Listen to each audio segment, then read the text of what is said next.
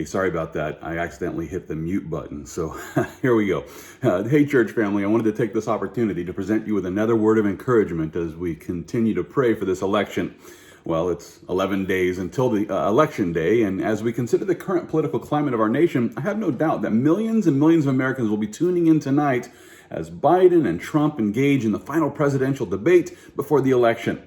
Now, I say debate, but in reality, I doubt that a debate will actually break out. The word debate, it refers to a discussion that occurs between two people with opposing points of view. And while there are different ways that formal debates can be conducted, the process always involves participants engaging each other on a specific topic. And as the debate unfolds, each individual is then expected to dismantle the position of their opponent as they then make a case for their own personal position. Now, according to one expert, debate is the process of inquiry and advocacy, a way of arriving at a reasoned judgment on a proposition. And with this definition in mind, I can guarantee you that we won't be watching a debate tonight. No, what we're going to be watching is a joint press conference as Trump and Biden present, canned mini speeches. Now, I have no problem watching these candidates presenting their positions and policies. And yet I would prefer that there is actually a debate. I prefer that there would actually be a debate because this is how the merits of a political policy are examined and possibly exposed as being, wanting. For example, if a candidate promises to double the minimum wage here in America, well, I would love to hear how they defend this position against the five main arguments against this government-forced increase. And the fact is, this policy, it would actually result in fewer available jobs as some businesses begin to shut down because they can't afford to employ anybody. And not only that, but the businesses that remain open will be forced to raise their prices on their goods and services, which eventually increases the cost of living, thereby making the raise of minimum wage ultimately ineffective. I also want to see an actual debate because if a candidate were to make a political promise that includes free college and college debt cancellation, I would love to see how they defend this policy against the opponent who raises the question about, where are we going to get the money for all of this? How much will it cost to make college free for everyone? And how much will our taxes increase as our government begins to force all of us to pay for someone else's college tuition? I would also love to see an actual debate because if a candidate were to push for policies that, defund law enforcement while simultaneously restricting our Second Amendment rights, with mandatory measures against so-called assault weapons and high-capacity magazines and these sorts of things, I would want to hear how these policies are actually defended against the constitutional right that we have to keep and bear arms without any infringement. I want to know how these policies are defended.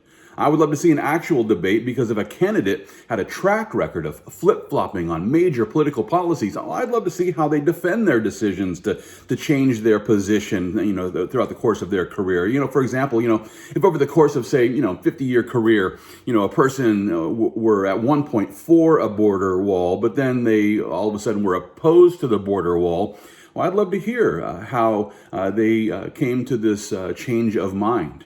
If a candidate was pro-clean coal at one point and then opposed to clean coal at another point, or if a candidate was opposed to the war in Iraq, but then he flip-flopped and was approving of the war in Iraq. If a candidate, was in support of moving our embassy to Jerusalem, but then they flip-flopped and they began to oppose our president's decision to move our embassy to Jerusalem. If a candidate were opposed to the federal funding of abortions, but then they flip-flopped and began to support the federal funding of abortions, I would want to know, what is the reason for why they continuously change their minds? I would love to see an actual debate because if there were a candidate who has flip-flopped on close to 40 different policies, I would want to hear, how does he expect us to believe anything he says in light of his current political track record?